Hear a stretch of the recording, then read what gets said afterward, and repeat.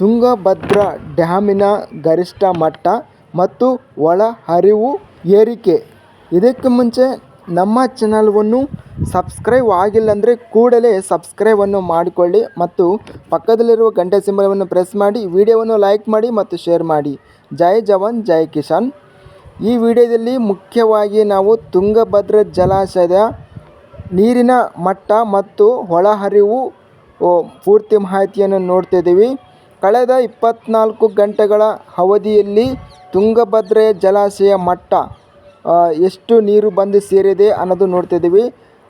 ಮುಖ್ಯವಾಗಿ ಇಲ್ಲಿ ತುಂಗಭದ್ರಾ ಜಲಾಶಯ ಗರಿಷ್ಠ ಮಟ್ಟ ಬಂದು 1633 ಅಡಿ ಅನ್ನೋದು ಇರುತ್ತದೆ. ಇದಕ್ಕೆ ದಿನಾಂಕ ಜೂನ್ 11ಕ್ಕೆ ಗರಿಷ್ಠ ಜಲಾಶಯ ಮಟ್ಟ ಬಂದು 1580.23 ಫೀಟ್ ಅನ್ನೋದು ನೀರು ಬಂದು ಸೇರಿದೆ. ಇನ್ನು ಗರಿಷ್ಠ ಜಲಾಶಯ ಸಾಮರ್ಥ್ಯ ಬಂದು ತುಂಗಭದ್ರಾ ಡ್ಯಾಮ್ 105.788 TMC ಅನ್ನೋದು ಇದೆ. ಇದಕ್ಕೆ ಇಂದು 4.58 TMC ನೀರು ಅನ್ನೋದು ಸೇರಿದೆ. ಒಟ್ಟು ಇಳುವರಿ ನೀರು ಬಂದು 1.32 TMC ನೀರು ಅನ್ನೋದು ಸೇರಿದೆ.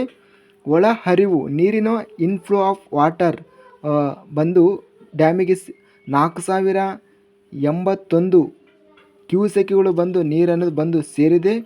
ಇನ್ನು ನೀರಿನ ಹೊರಹರಿವು ಔಟ್ಫ್ಲೋ ಆಫ್ ನೀರು ಬಂದು 10 ಕ್ಯೂಸೆಕ್ಗಳು. ಇಲ್ಲಿನ ಓವರಾಲ್ ಆಗಿ ನೋಡಿದರೆ 4081 ಕ್ಯೂಸೆಕ್ಗಳು ಅಂಬುದು ನೀರು ಬಂದು ತುಂಗಭದ್ರಾ ಡ್ಯಾಮಿಗೆ ನೀರು ಬಂದು ಸೇರಿದೆ.